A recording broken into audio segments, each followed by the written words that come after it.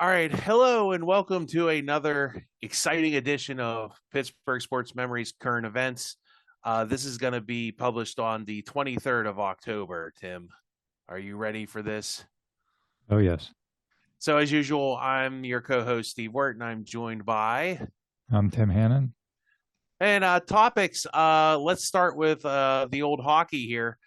Can you believe the Penguins are off to a 5-2 start with 10 points? And I think they're tied with a bunch of other team for 10 points. What are we? We're 7 games in. The old saying is you really like where you stand at Thanksgiving is normally where you'll end up in the final standings. And that's like true like 90% of the time. So we'll see where they are in Thanksgiving. But boy, this has been a fun ride while it lasts. Hopefully the goaltending, you know, can stay okay enough to win or hold up. But I guess the young kids are playing the system, and that's helping things out. It's Malkin isn't taking too many stupid penalties, but 5-1 over Vancouver the other day, so that's not like a joke win. I don't think so. Yeah, the five and two. The one game that they lost, I think it was Anaheim. It was like in the last minute. Yeah. The only really bad game they played was that game against the Rangers where they got blown out. And every other game they've either been right in it till the end or they've won, which is just shocking. I mean, this was supposed to be a throwaway season. It still might be. Well, they're Um, still playing Jari a lot too, aren't they? Like every other game with him yeah. still. I think they're trying to trade him again. Who would trade? I don't even know why they have him. That's Well, they tried to get rid of him last year, but nobody yeah. picked him up on waivers. So, you And, know, and they and the guys from Wilkes-Barre are almost done. Like they only play like what 9 games, or did they well, already it, send all them back? I no, I don't know. mean it's 9 games, but it's now. I mean, I wonder what they're going to do now with some of them. I think Kindle they'll still send away, but yeah, it's. I mean, it's good. They're doing it. I think the nice thing about when they win, as opposed to when the Steelers do well, is that this is the group of guys that we're going to have, really moving forward. So there's investment here when they win. And it's not just like, oh, I hope they have a good season so we can start, the rebuild process with a new quarterback or fill in the blank position next year. So it's nice to see. We'll see if it continues. Yeah, like I said, in Thanksgiving, I think we'll know where we stand, and if they're in the playoff standings, even if it's just as the eighth seed, I mean, then you never know. You never know. Moving on to the Pro Football Hall of Fame, the 52 players, which isn't the final list, but it's a final. It's a decent cut down list. 3 Pitt players are on it. Tim LaShawn McCoy, Larry Fitzgerald, Reuben Brown. I would handicap their chances as Larry Fitzgerald is a lock. He's getting in. LaShawn McCoy is a very borderline case. I think he has 10,000 yards, doesn't he? Or I think he's over 10. He's got a lot of yards, but he's not considered like an all-time great. He's considered a good. So I don't know. He probably won't. If he gets in, it'll probably take him a while. And then Reuben Brown, who was a good player, all pro, but I don't think he makes the Hall of Fame. So what say you, Tim? Yeah, Larry's the lock, like you said. I don't think LaShawn McCoy's getting in. I'm not in the first ballot, maybe not on the fifth ballot. He might have to go to like a veterans committee. Like I could see him getting in then, maybe. Maybe people appreciate him more the longer it goes, but Right. I don't know. Yeah, Reuben Brown, I don't. I think he made the Pro Bowl a couple of times. I don't, and it's tough. Like offensive linemen, like, how do you really judge how good or bad they are? Yeah, LaShawn McCoy does have 11,000 yards yeah. rushing. So, I mean, that's, He's a very borderline yeah. case. Like if he gets in, people say, "Oh, it's just a Hall of Very Good." Now, like you hear that a lot. So I don't know. Was he the top 10 running backs in his generation? Maybe, maybe running backs really are so watered down anymore. Like it's not the position it was in the 1970s where it was the be all end all. It's kind of almost like an afterthought. And a lot of teams use running back committee. And in a 17 game season, you almost have to. So Well, Steve, here's your other running backs who are in that list of 52. So if you want to compare him against just his position, Warwick Dunn, Eddie George, Frank Gore, Marshawn Lynch, Lorenzo Neal, Fred Taylor, and Ricky Waters. Oh boy. I don't know if Fred Taylor gets in. That's a Ricky Waters probably won't. Fred Taylor was a finalist last Finalist. year. Of He's that list, he's close. the He's only one. closer than LaShawn McCoy. Eddie George, how many? Eddie George, really? He was good. Like once again, it's kind of the Hall of Very Good at that point. Yeah, I think Frank Gore is probably a lock on there. I think Marshawn because Lynch. he played for like a million years. He, Yeah, he he you know who has more rushing yards than Frank Gore, Steve? I don't know who Walter Payton and Emmett Smith. That's it. really. That's it. Well, but didn't he had a much longer career for whatever Doesn't reason? matter. I'm just saying that's Yeah, yeah. that's the list. I bet yards per carry would be an interesting stat with Frank Gore. I bet. Fair, fair, Yeah. but still, I mean, I Yeah. mean, I think that makes him a lock, right? Like Because you literally, ever looked at Gale Sayers' yards per carry? It's like insane. It's like five sure. point something, or it's like a crazy But yards per carry. but that's it. Yeah. Walter Payton and Emmett Smith are the only two running backs who have more yards than Frank Gore, so I think he's in. Yeah. Staying with the topic of Pitt, Pitt has won again. They are now what? Are they 5-2, Tim, or 4-2? They're 5-2 now. Five. Yeah. So they have 5 wins and 2 losses. They won again in ACC play. They beat Florida State. They've now beat Syracuse, both on the road. I mean, I was listening to some of the local guys, and they think Pitt has a chance to win some games here. Um, did you? I got to watch the game. It was not Got pretty. to got to watch the game. I watched the game. It was I watched brutal. it. That was so brutal. I've never Yeah, seen a game with that many many flags in my life. yeah, there was a lot of penalties, and Syracuse quarterback was hurt. So, yeah, I don't know what to say about this Pitt team. I think the defense is okay, but once again, I think they're down to like their third or fourth string line defensive linemen, and even linebackers they're thin at. So I do not. I'm kind of skeptical if they're going to make 7 wins, Tim. I really am. They make 6, maybe. All they got to do is beat NC State and or Stanford, but Florida State lost to Stanford in Stanford, so I I don't know, and they never beat NC State, so I could see them losing the rest of their games the rest of the way, Yeah, or they could do something stupid like Pitt always does, beat NC State, lose to Stanford, and then beat like Georgia Tech, like. That could be right, your 7. That's probably what's going to happen just because why not? You know, yeah, but I think their injuries are just too much to overcome. The quarterback looks like he's a little banged up and kind of came down to earth now that they've had a couple games of tape on him. But I will say this, he doesn't hang his head after he throws interceptions. He seems to stay with it. He doesn't throw interceptions in the fourth quarter right now, so that seems like a good thing. I don't know. I think Pitt's ceiling is 7 wins, and I think they'll be lucky to make that at this point. I don't see them yeah, beating Notre Dame or Miami. Just too many injuries. yeah. The schedule's weird because the next few games are NC State and Stanford's a road game. And then the last three games are just brutal. The last three games of the season are against three teams who are currently in the top 12. Yeah. So I don't know. I really don't know. I mean, I think they'll get to 7. They could surprise us and get to 8 or 9. You never know. It's really going to depend how far that this Heinkel kid takes them. I think at this point on I offense because I that's really just what they have to do. I just think the defense is too beat up. If the defense was healthier, I'd be Yeah. more confident. I'd be saying 7 wins. Yeah, that's probably where they're going to end up. But now that they're down to like, they were talking on the broadcast, they're going to have to go recruit out of the student body. It was a joke, but I mean, they're really banged up on They defense. are, and the other X factor is Desmond Reed, who Oh every yeah, time there's I watch a another. game, I'm He's like, hurt. Yeah, well, I'm always like, oh my gosh, he made it to like the middle of the third quarter. Like yeah, that's the yeah. furthest he's ever made it into a game without limping off the field. So yeah, it's unfortunate because they do have a pretty decent team, I think, this year, but I don't know. We'll see what happens. And NC State, I think they should win. You said they never beat NC State, Steve, but they've literally played them 3 times in the last 20 years.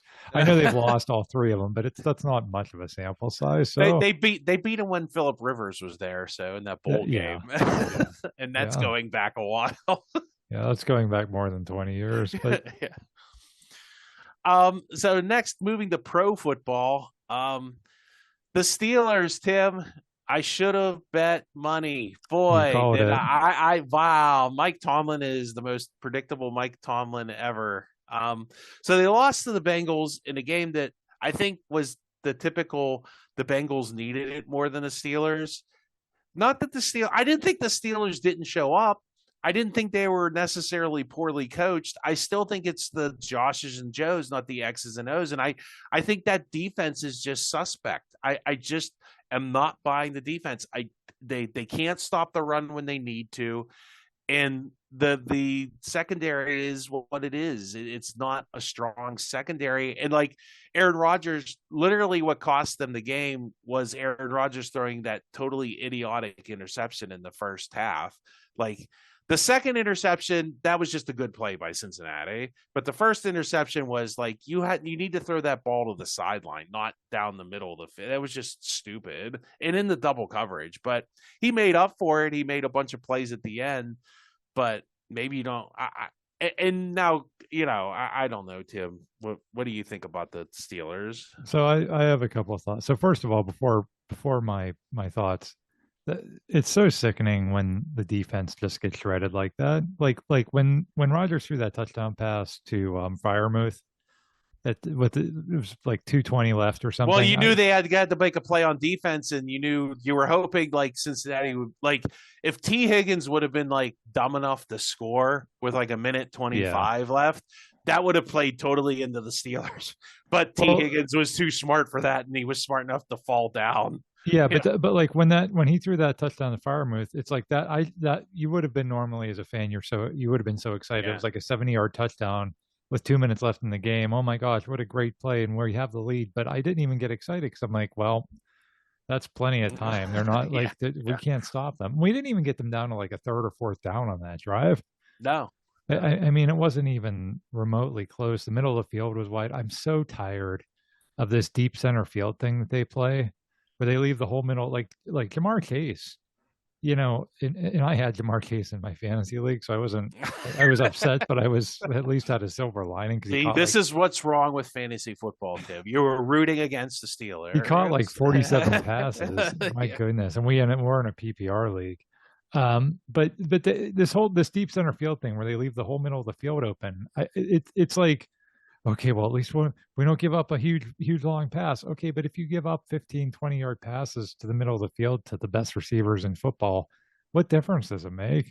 So the scheme is not good. I've never been a Terrell Austin fan, but I don't think it matters because Tomlin's going to play Tomlin's defense no matter who's in there. But coaching does make a difference. Like Arthur Smith, we talked about that last week, about what a huge difference the offense makes. I just don't see it with Joe. I mean, maybe Joey Porter Jr. could be good, but Darius Slay is way over like but I said this. It's not like man for man. It's not a great unit. No. I mean, that's the other thing. This is not the days of, like remember like the days where you didn't only have Troy Polamalu and James Harrison, but you had Aaron Smith and Casey Hampton and James Ferrier, Ryan Clark and Ike, and like you had all these players, even like Lawrence Timmons, like these guys that weren't superstars, but they were quality, like good defenders. And I just don't think you have a whole lot of that. And I know they keep saying like, oh, highest paid unit and highest paid defense. That doesn't matter. Like that's a waste. You're wasting your money. but that's just a product of when you sign contracts and the fact that you haven't had a franchise quarterback for 5 years. That's literally all that's a product of. So it's not like they invested in the defense for the sake of like abandoning the offense. It's just how things shook out. So that's an overrated stat that people cite. It's just not that good of a unit. It's not that well schemed. Okay, so I said all that. Here's my like devil's advocate thoughts to that. Number one, those Thursday night games are such a crapshoot. Well, That's short I week. think with an older team, it's a problem. Yeah, that's a good point too. Like if you have a younger team, maybe you do a little bit. But look at the Eagles; they lost to the Giants. Yes, and they're a Yeah, veteran team, and you know what? They play each other this week on a Sunday. I would that's be not a willing to bet my yeah, house. yeah. That's going to be another yeah. The Eagles are going to blow them out of the Yeah, water. yeah. Or, I So, mean, Scattaboo and Dart look like they might be, but their coach, the Giants coach, sucks. They need a real coach in New York, like that Dable. He's terrible. so, He's just not a very good coach. so yeah. So Thursday night's a crapshoot. So you can't really. It's just a crapshoot of a game every week. Yeah, The other thing is like this whole living game to game thing because yeah, the defense is terrible. The defense is a problem. What's wrong with the defense? But a week ago, the but defense was awesome, and I don't know if I don't know, like how did they stop the run against Minnesota? Like I'm still like baffled by that. well, Like I well, wonder if it's just like you said, it was just a short week and they're an older team, and when an older team has to play on a short week, they just don't have it. Like, yeah, and or they don't maybe and they can't practice. Like you cannot practice from Sunday to Thursday. It is just ill advised, stupid. right. You can't practice. You just can't you can't do anything in pads. And that's why like most times Thursday night football sucks because like the teams don't get to practice like a real practice. So Yeah, before the Bengals game, probably two of the best young players in the league this year are Drake May and Quinshon Judkins for the Browns, mhm. and the defense like totally shut down both of those Yeah. guys Yeah. completely. And against the run, Judkins especially. Did you see what he did last week for the Browns? I, He scored like I 3 I touchdowns. know he's. I wonder if that's what it is. It just, especially like when they play Baltimore and Cleveland's, I guess, a pretty physical team too. Like when you play like especially back to back division opponents. Yeah. Yeah, that's the And like you league. said, the The Bengals have their NFL backs doesn't against the do. wall. Yeah. I think that matters. And like Flacco, like I know Why he's, why are 40-year-old quarterbacks still good, Tim? Is this just a product of like the no defense league now? How you're not allowed to hit anybody anymore? well, I I mean, think I think yeah, the way the NFL, that was going to be my other point. The way the NFL is structured is that offenses, good quarterbacks are always going to be able to beat good defense. Not always. We saw it in the Super Bowl last year. Patrick Mahomes couldn't beat that Eagles defense. So not always, but it's set up to favor good quarterbacks. And Flacco is still a good quarterback. I'm not sure why he keeps bouncing around from team to team, but he keeps proving over and over again. He led the Browns to the well, playoffs 2 years I'm ago gonna that say he's a good quarterback. The Colts look pretty smart for their offseason Okay, moving a that's quarterback. fair. The Yeah, Browns, I'm gonna go with Juju Smith Schuster on the Browns, right, Tim? The yeah. The Browns be Browns be Brown. Browns. Yeah. Yeah, yeah. But the next 3 games, Steve, are against good offenses. Well, Green Bay, how are they going to stop the run against Green Bay? Green Bay's another team that has a really good, unless that guy's hurt. Like I know he's been kind of hurt, but Yeah. like if that guy's healthy, like I mean, they did kind of have a mini bye, I'm maybe. more worried about the week after against Jonathan Taylor, another guy that's on my Yeah. fantasy team. There's another guy that's like really good, but they always like for some reason the Steelers always beat the Colts except for last year. I just have a feel, and that is that a Sunday night game or I think No, that but it's a home game. it's a home game. So Yeah. they probably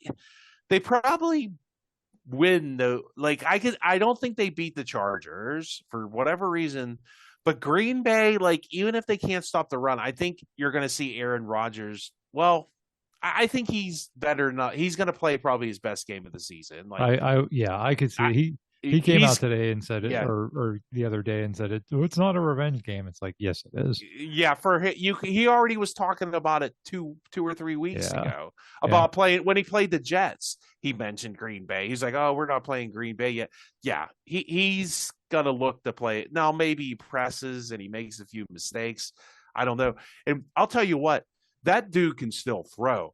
Like when they got the ball back with 6 seconds, I thought, I thought they're done. Then I was like, you know what? If they complete a pass, Aaron Rodgers has a history of completing Hail I Marys. couldn't believe he And got that to the end zone. and I never gosh thought in a darn million it, years. DK Metcalf had a 50-50 chance at that Yeah, ball. I mean, Yeah. that's the best you can hope for is your best receiver has a 50-50 shot at it. Yeah. And too bad Larry Fitzgerald couldn't come out of retirement for that jump. Because, like, if you have him throwing to Larry Fitzgerald on a Hail Mary, forget it. That's like money in the bank.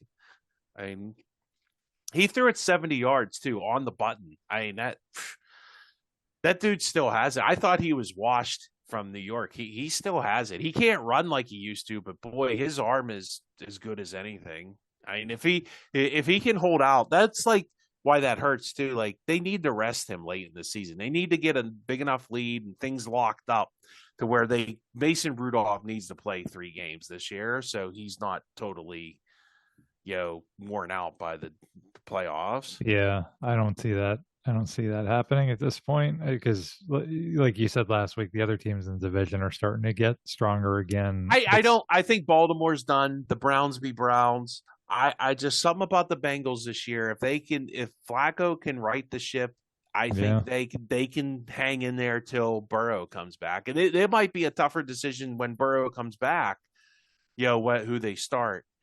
And I'll tell you what you're right about was Kansas City. It's just going to be Kansas City probably in the championship game because they looked like once they got their deep threat back, Kansas City looks back to normal.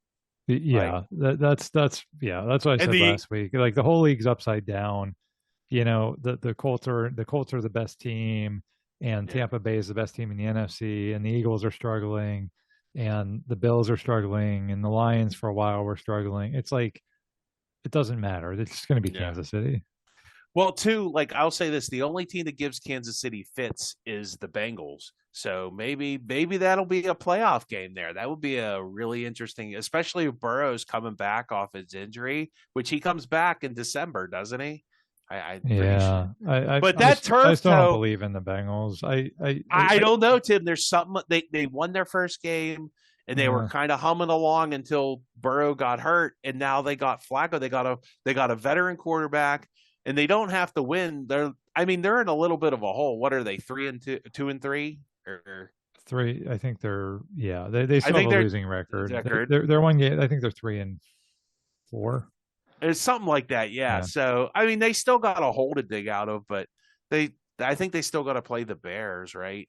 And then they can beat the Bears, and we'll see what happens. But it'll just be Kansas City will be in the playoffs. They'll have to play Buffalo at some point. Buffalo will just lay down and die like they always do, and then they'll just win. They'll be on the road. They'll be, oh no, this is Kansas City won't win this game, and then they'll win. It's just like all those years with the Patriots. It's the same thing. It's like, oh yeah, no, this isn't the Patriots here, and then they're just in the Super Bowl because they just are. So, and we're thinking the Steelers don't beat Green Bay, Tim, or do I think I don't know. I think this is a toss-up. I think this is a toss-up. It's a toss-up, but I actually think they'll win that game. It's Sunday night at home. Rodgers. I think the defense. Honestly, if the defense can rest and can stop the run, they have a chance. Because then they'll just have. If they can make at least them one-dimensional, I think the Steelers can score 30 points on that. I think the Steelers can score 30 points on anybody right now. It's just a matter of how many points the defense is going to give up. That's the biggest thing is, boy, when's the last time we've been able to say that? That's been a few years. I know. But if even if we lose, but the defense kind of bounces back, I think that'll still be a good sign. But man, if it's just drive after drive after drive, big chunky yards here, big chunky yards there, especially running the ball, I'm going to that game, Steve, and I'll be getting visibly ill. You'll see me in the stands hunched over. Well, on that note, Tim will give him some Zofran to keep him from throwing up too bad. And thanks for tuning in. Check us out on Facebook and on our webpage, Pittsburgh Sports Memories at Weebly.com. We appreciate everywhere you listen to us, all your podcast listeners, and I hope you enjoy our comments now on the current events, and we'll keep doing this at least throughout the football season. All right, thanks for tuning in, and we'll catch you next time.